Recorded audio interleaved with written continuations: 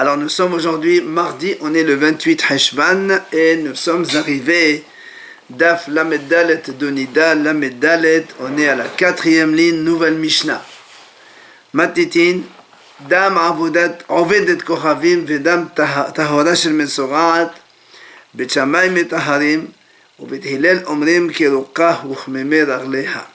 Alors, la Mishnah parle ici d'une goy, une femme goy qui a saigné, donc le saignement d'une femme goy. Ou encore Dam Tahora Shel Mesorat, ou une juive qui est lépreuse, qui a donc une lèpre, et si c'est pendant qu'elle était lépreuse, elle a accouché, et quand on sait qu'une femme qui accouche, elle a toujours, si c'est un garçon, 7 jours d'impureté, ensuite 33 jours de pureté, et si c'est une fille, 14 jours d'impureté, 66 jours de pureté, et la Mishnah a dit Dam Tahora, donc pendant les 33 jours de sang pur, ou 66 jours de sang pur pour une fille chez une femme, si elle saigne, Bet Shammai Metaharim. Bet Shammai disent, donc ça c'est tahor. Donc pour la femme goy, on va expliquer dans la Gemara pourquoi. Pour la femme Metzorat, donc c'est normal, Dam Tor. Au Bet Hillel Omrim, viennent Bet Hillel et disent non. Kerokah uchmeme ragleha. Le sang d'une goy, il est impur, mais pas comme le sang d'une femme juive. C'est-à-dire, le sang d'une femme juive, il transmet l'impureté, aussi bien quand il est sec que quand il est humide. Alors que quand tu dis, les disent comme ça, le sang d'une femme goy, il transmet l'impureté comme le crachat ou les urines d'un zav, là, c'est seulement quand il est humide qu'il transmet l'impureté, mais s'il est sec, il ne transmet pas l'impureté. Donc il considère le sang d'une femme goy, on va dire, à un statut moindre que le sang d'une femme juive. Mais il rend quand même tamé. Ça c'est un premier point. Dam hayoledet shelo tavla. Deuxième point de la Mishnah dit, le sang d'une femme qui a accouché. Encore une fois, on a dit, donc la femme qui accouche, elle a d'abord une période, donc pour un garçon, 7 jours d'impureté, ensuite 33 jours de pureté, et pour une fille, c'est 14 jours d'impureté et 66 jours de pureté.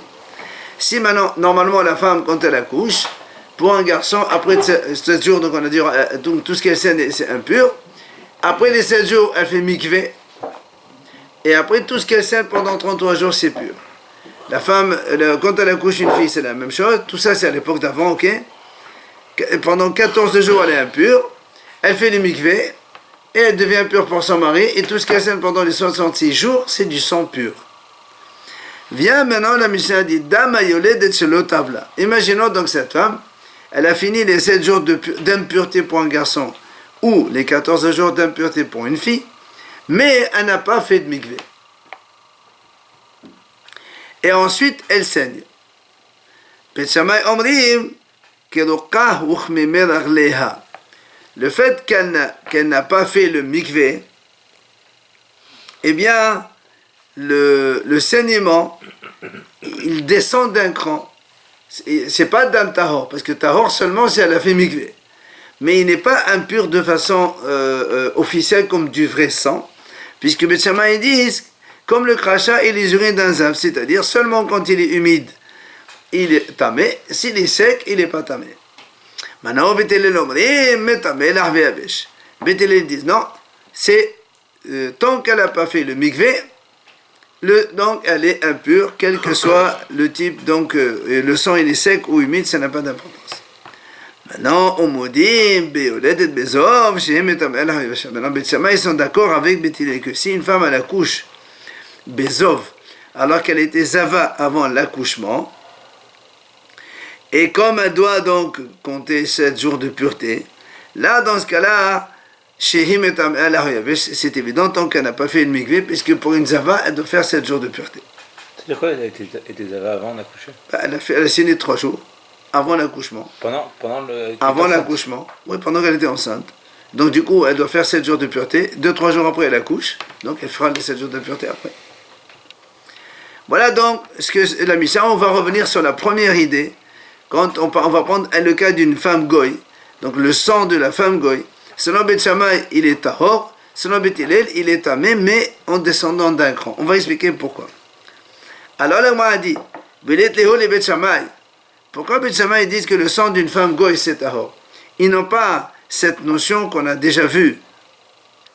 Le passage il dit, Daberu el beni Israël, va amatem alehem. Ish ki yihye zav. C'est marqué là-bas, le passage quand il parle de Tum'a du sang. Parle au Béni Israël et tu leur diras comme ça. Hachamim ont dit, Béni Israël metamein beziva, ve'en avdi kohavim metamein beziva. Donc, puisque le passage il dit, Daberol Béni Israël, et après il leur parle de zav, donc le sang d'impureté, etc. Donc, c'est que les Béni Israël qui sont concernés par ça et pas les goïms. Aval, mais, gazo alehem, shiyu kezavin lechot devrehem. L'Agma a dit, mais, les Hachamim, eux, ont fait une xéra pour que le sang d'une femme goy, il soit impur comme celui d'une femme juive. Ils disent Hachamim pourquoi? Pour ne pas que les Bni Israël, en tout cas les enfants, ne s'approchent trop des goyim. Et donc c'est pour ça qu'on a fait cette barrière. Donc qu'est-ce qu'on voit ici? Que Hachamim ont été gozer sur les goyim, que quand ils saignent, ils sont tamés. Alors, question contre Beth Shammai. Comment Beth Shammai disent que le sang d'une femme goy, il est tahor? Ok? Il est comme le statut du... Non. Dans le sang, une femme goy qui saigne, on a vu dans la Mishnah, il est tahor sur le Beth Shammai, carrément. Donc, on leur pose une question, comment ça c'est vous dites tahor? Alors, Amnelach Beth Shammai. Beth Shammai, ils vont te répondre. Ils disent comme ça. Nous, on dit tahor parce que... Comment tu veux faire? Tu veux dire qu'il est tamé? De quel type de toma? L'itmé larvé avesh. Si tu vas dire le sang d'une femme goy, il est tamé comme celui d'une femme juive, donc qu'il soit sec ou humide, il est tamé. Alors les Beth Shammai te disent, dans ces cas-là, ah c'est ok chez Torah. Donc tu vas donc considérer comme c'est une femme goy qui saigne, elle est impure selon la Torah. Or nous savons que le sang d'une femme goy, selon la Torah, il n'est pas tamé. Et or, si tu vas dire qu'il est tamé, imagine que tu vas utiliser des choses de trauma, les aliments de trauma, ils vont te toucher. Il est sec seulement. Non. Bah oui. Et tu as une femme de ménage qui vient, ou une femme au magasin qui te vend des choses, ou qui te déplace des choses. Si elle touche les aliments de trauma, donc toi tu vas dire, tiens, c'est tamé, il faut les brûler. Alors qu'en vérité, c'est assourd. La trauma, elle n'est pas tamée. C'est assourd de brûler une trauma pour rien. C'est pour ça que les Shammai disent, on ne peut pas dire qu'il est tamé. Maintenant, tu vas me dire, l'itme larvela, l'itme yavesh. Si tu vas me dire, non, pourquoi? On va faire une différence entre le sel d'un goy et d'une juive. La juive, quand elle saigne, c'est aussi bien humide que sec, c'est impur. Et dans la goy, on va dire, non, l'itme là, seulement quand il est humide, il est tamé. Velo l'itme yavesh. Et quand il est sec, non. Ça aussi, on peut le faire. Mais ça m'a été dit, si tu fais ça, aussi un problème. Quoi? Torah. Tu vas dire comme ça, tiens. Les gens, ils vont dire, on sait que le sang d'une femme, ils vont pas faire la différence entre la goy et la juive. Ils vont dire que même celui de la juive, même il ne transmet l'impureté que quand il est humide, mais pas quand il est sec. Or, nous, on sait que chez la juive, c'est les deux. C'est pour ça que les Shammai disent, pour faire une distinction entre la femme juive et la femme goy, on a dit que le sang d'une goy, il est tahor. Alors, la Gemara pose une question. On m'a dit, dans ces cas-là, même le crachat et les urines d'une femme goy, ça devrait être tahor, puisque vous dites que le saignement d'une femme goy, c'est tahor. Alors là aussi, c'est pas tahor. Pourquoi alors? Nous, on sait que le crachat et les urines d'une femme goy, ils sont tamés, selon Beth Shammai aussi. Alors, ils te répondent, il te dit, étant donné qu'on a déjà fait la reconnaissance pour savoir distinguer entre une juive et une goy avec le sang, ça suffit. Tu n'as pas besoin de faire un deuxième signe distinctif. C'est pour ça que, comme on a fait déjà la distinction dans le sang, alors, donc déjà, tout le monde sait que même le crachat et les urines d'une femme goy, ça ne transmet la pureté que des hachamim, et donc les gens ils savent que même si ça touche la trouma par exemple, on ne va pas les brûler parce que c'est que des hachamim. C'est tamé, mais on ne va pas les brûler. Donc on le sait déjà. Alors vient l'Agma a dit, et pourquoi on ne ferait pas le contraire? Les damas. Pourquoi on ne fait pas le contraire? On n'a qu'à faire un signe distinctif dans le crachat et les urines d'une femme goy. Et on va dire que les urines et le crachat d'une femme goy c'est tahor. Et au contraire, le sang il est tamé. On inverse. La distinction pour que les gens savent distinguer entre la goy et la juive, on le fait dans le crachat et les urines. Et dans le reste, dans le sang, on va dire qu'elle est tamée comme ça la juive. Alors ils te répondent, ils disent c'est pas pareil. Pourquoi? Donc quand on me met l'aller à déchirer un gaz au barabanan, d'amadela shrir à la gaz au barabanan. Il te dit c'est facile de répondre. Les urines et les crachats, c'est quelque chose de fréquent et de courant. C'est pour ça que les haramim, ils ont fait une xéra. Alors que le sang, que c'est pas fréquent, les haramim n'ont pas fait de xéra. Donc c'est pour ça que mes Shammai te disent, le sang d'une femme goy, il est tahor, alors que le crachat et les urines, il est tamé. Amar Rava, il vient Rava, il nous dit, Zovo tamé afelo le Bet Shammai. C'est-à-dire, bien qu'on vient de dire maintenant que le saignement d'une femme goy, selon Bet Shammai, il est tahor, si un homme goy, cette fois-ci, il a des écoulements zav, donc des écoulements blancs, eh bien, afelo le Bet Shammai, même Bet Shammai, ils disent qu'il est tamé, comme un juif. Mais, Kerio tahor. Mais par contre, les pertes séminales d'un goy, il est tahor sur le Bet Shammai. Ça veut dire, on a déjà vu, il y a des écoulements, on sait que les écoulements et les pertes séminales, c'est deux choses différentes. Les écoulements c'est quand l'homme, il est avec un organe non en érection, et les pertes séminales, ça vient, le khel, ce qu'on appelle khel, c'est quand il est en érection. Donc c'est pour ça que les Shammai disent, le zahav, il est tamé chez le goy, mais le khel, il est tahor. Afelo le Bet Hillel. Même Bet Hillel qui ont dit que le saignement d'une femme, il est tamé, eh bien, pour eux, le khel, donc les pertes séminales, c'est tahor. Et on explique. Zovo tamé afelo le Bet Shammai. Alors pourquoi on dit qu'un goy, quand il a des écoulements, il est tamé sur le Bet Shammai? C'est parce que des haïkal me'avatikala bechadio. Parce que, étant donné qu'on a déjà un signe distinctif dans le kheri qu'il est tahor, alors le zav il est tamé. Ça veut dire, on fait la différence entre un juif et un goy. Tout ça pour ne pas brûler la trauma derrière. Alors on dit qu'il est, donc selon Bet Shammai, le zav il est tamé. Maintenant, maintenant le kheri, pourquoi le contraire? Selon Bet Hillel, ils ont dit que c'est tahor. Même Bet Hillel, alors qu'ils ont dit dans le saignement d'une femme c'est tamé, il te dit, Avot Berabanan Hekera. Hachamim, ils ont fait Hekera, une distinction. Pourquoi? Pour ne pas que les gens ils vont dire, tiens, un goy il a touché, il a eu des pertes séminales, et il a touché donc une trauma, alors on va le brûler parce qu'il est tamé. Ah non. Alors Bet Hillel disent, non, on va dire qu'il est tahor, comme ça on ne brûle pas. Alors vient aussi l'Agma dit pourquoi on ne ferait pas le contraire. Pourquoi on ne fait pas le contraire? C'est-à-dire on fait une reconnaissance, un signe distinctif dans le zav, et on dit voilà le zav il est tahor, et le khel, et on dit qu'il est tamé. Le contraire. Alors tu dis non. Étant donné que le zav c'est un écoulement qui ne dépend pas d'une action quelconque. Un homme il est malade, il a des pertes. Mais le khel qui dépend d'une action, puisque pour avoir un khel il faut qu'il ait le monsieur, donc il a soit il voit des femmes ou un truc comme ça, et après donc il se met en érection et après il perd des choses. Alors le gaz de ça c'est pas tout le temps, Hachamim n'ont pas été gozer. Bien l'Agma dit, est-ce qu'on va dire, ce qui vient de dire Rava maintenant que le kheri d'une perte séminale d'un goy c'est tahor,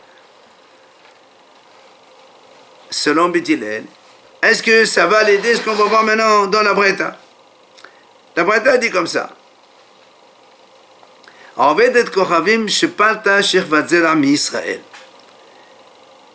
Imaginons une femme goy. Elle a une relation avec un juif. Donc le juif, il a mis des productions similaires dans le corps de la femme goy. Bien. Ensuite, cette femme, elle a rejeté cette production séminale du juif, elle l'a rejetée dehors. Alors la Gemara dit, Tmea, c'est tamé. C'est-à-dire, cette perte séminale, cette production séminale, c'est pas une perte. La production séminale du juif, qui était chez la femme goy, si la goy rejette ça, cette perte, elle est toujours tamée. C'est la perte d'un juif, c'est les productions d'un juif, c'est un kélé d'un juif. Le contraire, une juive qui a une relation avec un goy et que le goy il a mis dans son corps sa production séminale, donc Shirvat Zera d'un goy dans une juive, si la juive elle rejette cette Shirvat Zera, eh bien ça ne s'appelle pas Shirvat Zera, ce n'est pas tamé. C'est marqué Tahor. Alors la Gemara dit Maï. Là, n'est-ce pas qu'elle est tahor, ça veut dire complètement. Et donc, comme il a dit Rava, le kéré d'un goy, c'est tahor, c'est exactement. Donc c'est un soutien pour Rava. Alors là, on m'a dit non, là, tehora medeoraita, avec mea medrabanan. Il dit non, quand on a dit tahor ici, c'est minatoire que c'est tahor, mais c'est quand même tamé selon le hachamim. Donc c'est pas un soutien pour Rava du tout. Pourquoi il dit tahor complètement lui? Hein? Il dit tahor complètement. Il est tahor. Tashima, la Gemara essaie de donc amener notre preuve. Nimtseta Omer. Il y a une braïta qui dit comme ça. Selon la Mishnah qu'on vient de voir nous, Shirvazela chez l'Israël, Tmea bechol makom. Donc la production séminale d'un juif, dans tous les cas, là où elle se trouve, elle est tamée, puisque c'est un juif qui l'a produite. Et même si elle est dans le ventre d'une goy, si la goy rejette ça, d'accord, cette production séminale provenant d'un juif, elle est impure, donc elle transmet l'impureté là où elle se touche. Maintenant, dans l'autre sens,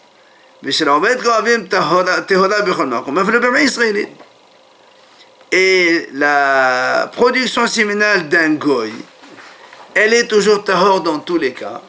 Et même si elle est dans le ventre d'une juive, que la juive rejette cela, cette production séminale, elle est quand même pure, parce que ça provient d'un goy. Et on dit, sauf si il y a des urines qui se mélangent avec, alors on sait nous que les urines d'un goy c'est tamé, alors parce comme un zav, alors dans ces cas-là c'est tamé. Donc tu vois bien que quoi ici? On a dit que la Shirvat Zera d'un goy, elle est tahor donc dans tous les cas. Donc tu vois bien que ça soutient Rava aussi. Alors là, on m'a dit, ici tu me réponds, non, c'est pas tahor comme on a dit tout à l'heure, c'est pas tahor complètement. Si tu me dis non, c'est tahor seulement mais la Torah, mais le haramim, elle est mea selon le haramim, et donc ça soutient pas Rava. C'est pas possible de répondre comme ça. Pourquoi? Parce que dans ces cas-là, parce qu'après tu m'as dit sauf les urines. Si tu me dis non, c'est comme la Torah, c'est tahor, alors que des Rabbanan c'est tamé. Alors il dit pourquoi les urines, est-ce qu'ils sont tamés? Mais la Torah, on sait très bien que la Torah des Gouim, c'est que des Haramim, c'est que c'est Haramim ça. Et là, Shma Amina, donc tu vois bien que Théora, même comme les Haramim, même selon les Haramim, et donc ça soutient Rava de nouveau, que Rava il a dit que la production séminale d'un goy, elle est tahor. Alors la Gemara dit, Amarmo, on vient d'apprendre, donc de nous enseigner maintenant,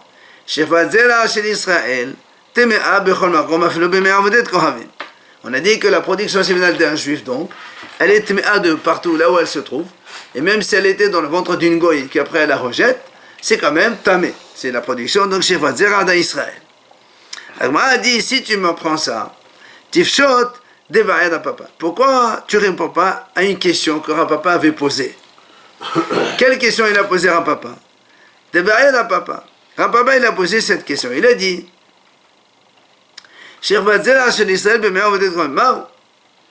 quand on a donc une production séminale d'un juif, d'un homme juif, dans le ventre d'une femme goy, quel est son statut? Alors on ne comprend pas. On vient de nous dire maintenant que c'est tamé. Pourquoi on ne répond pas à cette question facilement? Rapapa, il a posé une question, on n'a pas répondu. Alors l'Agma a dit, c'est pas la même chose. Pourquoi? Betor shlosha la papa. Quand on est dans les 3 jours, c'est-à-dire depuis la relation, donc depuis cette production séminale, et on est dans les 3 jours, et, c'est sûr que,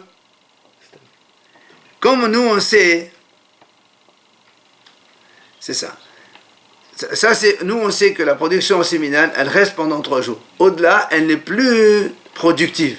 C'est-à-dire, après 3 jours, il n'y a plus de possibilité de fécondation. Ça devient pourri, ça se rejette. Alors, dans les 3 jours, c'est sûr qu'un papa, il ne se pose pas la question. Comme on l'a dit maintenant, c'est tamé, il n'y a pas de problème. La question de papa aller, c'est après 3 jours. Et pourquoi il se pose question après 3 jours? Il dit comme ça. Mais, est-ce que c'est tamé ou pas? Pourquoi on se pose la question? Il dit, Israël dit daïgé b'mitzvot, havil govaïho masriah. Avdé ko havil de la daïgé b'mitzvot, la havil govaïho masriah. Premièrement, il y a une première hypothèse. On va dire comme ça. Pourquoi donc chez le juif on dit qu'après 3 jours, après 72 heures, sa production séminale, elle pourrit? Il dit parce que les Bni Israël, comme ils sont soucieux des mitzvot, de la pratique des mitzvot, ils sont très chauds. Et donc c'est pour ça que la production séminale après 3 jours, elle pourrit. Parce qu'elle est chaude. Mais le goy, lui, comme il est détente, il ne fait pas de mitzvot, il est froid, peut-être que sa production séminale, même après 4-5 jours, elle pourrait être fructifiante. C'est pour ça qu'il se pose la question. Ou Dilma, ou bien tu vas me dire non, il n'y a pas de différence. Pourquoi?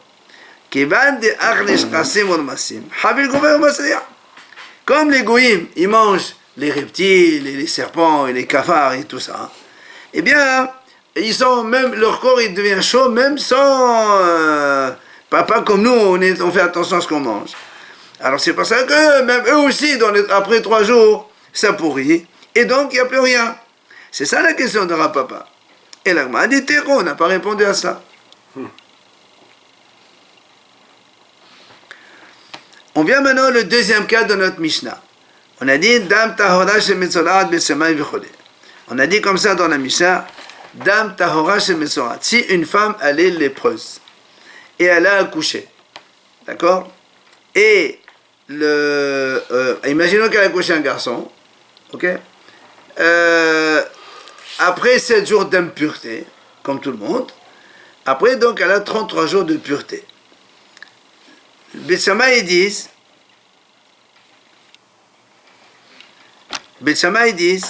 le sang qu'elle va avoir cette femme, donc lépreuse, c'est tahor. C'est-à-dire normal, comme le sang normal. Alors qu'elle-même, elle est tamée par la Metzora.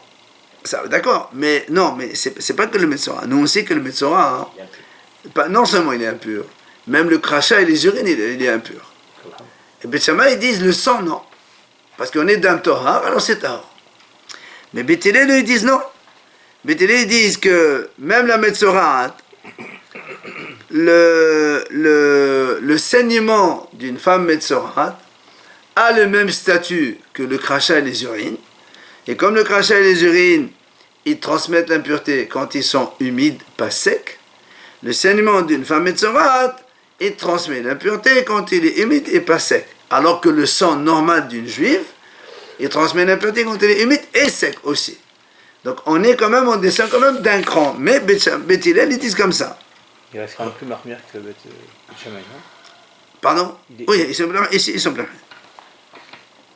Alors viens avec moi à poser une question. Maïtama de Beth Hillel. Pourquoi Beth Hillel, ils ont dit que le sang de cette femme, le sang tahor, donc le sang de la période de pureté du Metzora, il est tamé? Pourquoi? Amar Rabbi Ishaq. Il a dit Rabbi Yitzhak, c'est marqué dans la Torah, la zachar, les rabot mesorar, les ma'inotav, et la nekeva, les rabot mesorar, les ma'inotav. Dans le passage là-bas, à propos donc de celui qui a des écoulements, la Torah a dit comme ça, la zachar, et la nekeva, c'est marqué comme ça. La zachar, et la nekeva. Il dit, la zachar, et la nekeva, c'est des mots en plus. Si tu dis rien, on parle de tout le monde. La Torah dit celui qui a des écoulements, on sait qu'il est tamé. Pourquoi tu as besoin de dire la zahar ve la nekeva? Hachamim ont dit la zahar les rabot metzora les ma'inotam. C'est-à-dire que le metzora, toutes ces sources d'écoulement, donc que ce soit le crachat, que ce soit les urines, qu'importe, tout ce qui sort de lui, c'est tamé. La même chose, ve la nekeva, les rabot metzora les ma'inotam. Le mot Velanekeva il est en plus, du coup on apprend que toute femme metzorat, quelle que soit l'origine de l'écoulement, que ce soit le nez, la bouche, les urines ou autre, eh bien c'est tamé. Voilà de là, Beth Hillel ils disent, voilà pourquoi nous on dit que même le sang pur d'une femme metzorat, il est tamé, comme le crachat et les urines. Alors là, on m'a dit comme ça, il explique la vie de Beth Hillel. Qu'est-ce qu'on dit quand on a dit toutes les sources? C'est-à-dire toutes les sources où ça coule. De quoi tu parles? Et les ma'ashe'ad ma'inotea. Si tu me dis, on parle par exemple donc du crachat et des urines, c'est-à-dire toutes les sources sauf le sang. Alors on m'a dit, mais zachar nafra. On a déjà appris du zachar. Qu'est-ce que ça change? Un metzora, un monsieur, une metzora, femme, c'est la même chose. Comme le metzora, zachar, même le crachat et les urines, c'est tamé. La femme aussi. Donc on n'a pas besoin de dire, vela nekeva, ça on le savait. Alors pourquoi la Torah dit Vela Nekeva? Elle, les dama, les tamé dans Torah cela. Voilà pourquoi ils disent le mot Vela Nekeva, ça vient inclure que même le sang tahor d'une metzorat, il est tamé. Voilà la raison de Beth Hillel. Ou Beth Shammai. Alors nous, Beth Shammai, pourquoi vous dites que c'est tahor alors? Voilà, c'est vrai que Beth Hillel, ils ont amené une raison valable. Il y a marqué Vela Nekeva, le mot en plus, et donc, ça devrait... Pourquoi il est en plus? C'est pour le sang de la femme metzorat. Alors ils disent, Beth Shammai, non. Nekeva mezachar latia. Toi, tu as dit que le mot nekeva, il est en plus. Pourquoi? Parce que la nekeva, la femme metzorat, on apprend du monsieur metzorat. C'est comme ça, on a dit que le mot nekeva, il est en plus, et on apprend que le sang, il est tamé. Beth Shammai te disent, non, monsieur. Nekeva mezachar, tu ne peux pas déduire. Tu ne peux pas apprendre la femme metzorat du monsieur metzorat. Pourquoi on ne peut pas apprendre? Il dit parce que regarde, des calés mes frères, je peux t'objecter. Il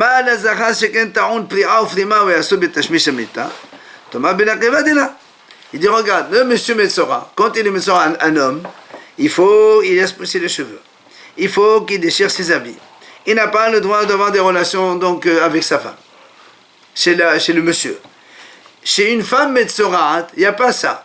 Ni elle se laisse pousser les cheveux, ni elle déchire ses habits. Et une femme Metzora, elle peut avoir des relations avec son mari. Donc moi j'aurais pu dire. Elle va la rendre tamée, c'est fait. Hein? Elle est Metzora, elle est écartée. Et elle amène les corbanotes et tout ça. Elle est écartée de d'où? Comme les 7 jours du camp, tout ça. Son mari, Non, je dis non. Avec elle, il a rien? Non, ça, je ne sais pas ce qu'il a, son mari, mais en tout cas, elle n'a pas l'interdiction d'avoir des relations. Alors que le monsieur Metzora, il est assourd. C'est quand même différent. Alors, Thomas ben Nekeva est là, donc tu vois bien que tu ne peux pas me dire la Nekeva, la prend des Zahar. Donc, le Nekeva de la Torah, c'est pour dire que la Nekeva, toutes ses sources, c'est tamé, mais pas le sang. Donc, tu ne peux pas être là. C'est pour ça que les Shammai, ils ont dit le sang d'une Metzorat, il est tahor. Ah, l'Agma a dit au Beth Hillel. Alors, donc, c'est vrai, ils ont raison, Beth Shammai. Donc, le Nekeva, il n'est pas en plus. Il te dit non. Selon Beth Hillel, il te dit Tov Nahamana ben Nekeva. Là-bas, parce que Beth Hillel te dit non, le Nekeva, il est en plus. Pourquoi? Parce que pourquoi la Torah marque la Zachar vela Nekeva? La Torah, elle aurait dû marquer la Nekeva direct. Et moi, je vais dire Va'ana Amina. Uma Nekeva Shenaton Avdema Avdema Unaso Betashmish Amita Rabbi Nahamana Ma'inoteha Zachar Lachol Sheken. Moi, je vais dire comme ça. La Torah marque Nekeva, elle marque pas Zachar. Et moi, je dis ici déjà la femme Metzora, la femme lépreuse, donc que elle n'a pas besoin de se laisser pousser les cheveux, ni de déchirer ses habits, elle n'a pas d'interdiction de relation. Et pourtant, la Torah dit que toutes ces sources, c'est tout ce qui coule de elle, de n'importe quel endroit, c'est tamé. Et Zachar, un monsieur que lui, il doit laisser pousser les cheveux, il doit déchirer ses habits, il n'a pas le droit d'avoir des relations avec sa femme, a fortiori qu'il est plus hamour, et donc tout ce qui sort de lui, il est tamé. Alors pourquoi la Torah le marque Nekeva? Donc tu vois bien que pour le Zachar, on n'a pas besoin. Alors on te dit, c'est pour ça que le mot Zachar qui est en plus, c'est pour la Nekeva. Maintenant tu vas me dire quoi la Nekeva? C'est puisque la Nekeva, on a déjà appris que toutes ces sources, de n'importe quel endroit que ça coule, c'est tamé. Il reste le sang. Alors de là, on apprend que le sang aussi, il est tamé pendant qu'elle est pure. Même si elle est pure, le sang qui sort de elle, il est tamé selon Beth Hillel. Ah, de nouveau, on revient chez Beth Shammai. Pourquoi alors vous dites Beth Shammai que c'est Aaron? Alors Beth Shammai disent non. Zachar Menekeva, là, tiens, de nouveau. On ne peut pas apprendre le monsieur de la femme. Tu ne peux pas dire si les femmes ou la femme comme ça, a fortiori le Zachar. Non, il te dit c'est pas a fortiori. Pourquoi c'est pas a fortiori? Parce que toi tu as dit que la femme, elle laisse pas pour les cheveux, elle pousser les cheveux, elle ne déchire pas ses habits, elle n'a pas de relation, elle peut avoir des relations avec son mari. Alors ces trois choses, ils sont interdits sur le monsieur. Donc tu me fais un chol sheken. Il dit non. Il y a aussi un cas qui est plus hamour chez la femme que chez le monsieur. Quoi? Chez la femme, c'est-à-dire une femme qui voit un écoulement, même si ça vient par un cas de force majeure, un écoulement, c'est un écoulement. Et la entamée de toute façon.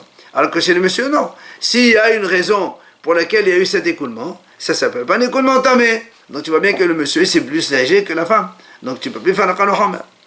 Thomas Bezachad est là. Alors, l'Agma dit, et au Bétil alors, comment ils font, puisqu'on a dit que finalement, on ne peut pas apprendre le Zachar de Nekeba. Alors, il te dit, mais tu dis, ça, c'est pas une objection. Parce que nous, on parle de Metsora, et toi, qu'est-ce que tu m'objectes? Tu me dis, voilà, le monsieur Zav, il est Zav seulement que quand il n'y a pas de raison qui a causé cela, alors que la femme, de n'importe quelle façon. Moi, je te parle de Metsora, je ne te parle pas de Zav. Tu ne peux pas m'objecter de Zav. Donc, cette objection, on enlève.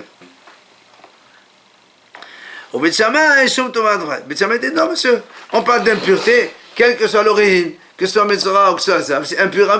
Alors, je peux objecter. C'est pour ça que Bet Shammai, ils ont dit que tu ne peux pas prendre l'un de l'autre, et c'est pour ça qu'ils ont dit que le sang, il est tahor. Le sang de la femme, donc Metzorat, il est tahor. Exactement, Bet Shammai, ils ont dit comme ça.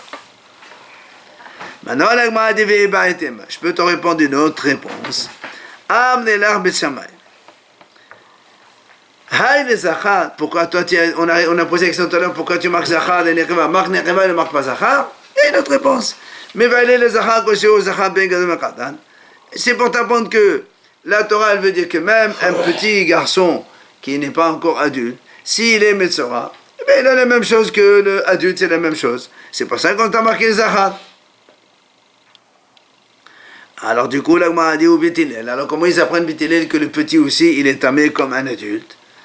Il dit, la Bétilel te dit, Nafka lehu me zot Torah Zav. Il y a marqué dans la Torah, voici le statut de Zav. Et comme on n'a pas précisé lequel, alors, ben gadol, ben katan.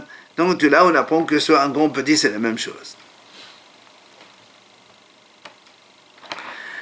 Amar Rav Yosef. Il vient Rav Yosef, il dit, qui pachit Rabbi Shimon ben Lakish bezav. Quand Rabbi Shimon, il était d'Oresh, le sujet du Zav, il a posé cette question. Il a dit comme ça.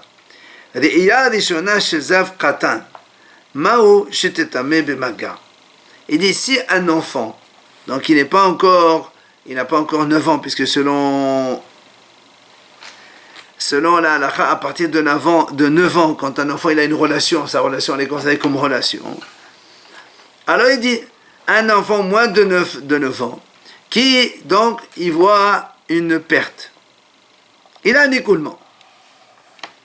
Alors il dit, est-ce que Maoshe Tatame Bemaga? Est-ce que si quelqu'un il touche cet écoulement, il est tamé, oui ou non? Pourquoi on pose la question? Il dit parce que c'est marqué dans la Torah, Zot Torah Hazav, Vachet Esem Memenu Shef Hazav. La Torah dit voilà le statut du Zav, donc celui qui a un écoulement, et celui dont il fait sortir une production séminale. Donc on a mis l'écoulement et la production séminale au même titre. Alors nous on va dire, Amar Hamana, Kol Shishemazera Shalom Etame, Ayashona Shalom Etama, Dihaï Keman Dishwazera Shalom Etama, Ayashona Melom Etame. Donc là, nous on dit comme ça, puisque la Torah a mis l'écoulement et les pertes séminales au même degré, alors on va dire, là où il y a les pertes séminales qui ont entamé, l'écoulement aussi l'a entamé. Or, chez l'adulte, chez Vazera c'est tamé, du coup l'écoulement aussi c'est tamé. Mais chez un enfant, chez Vazera, c'est pas tamé, puisqu'il n'y a pas de chez Vazera, c'est un enfant, moins de 9 ans, c'est pas tamé, c'est pas considéré comme un homme encore. Alors on va dire peut-être aussi que un écoulement, il n'est pas tamé.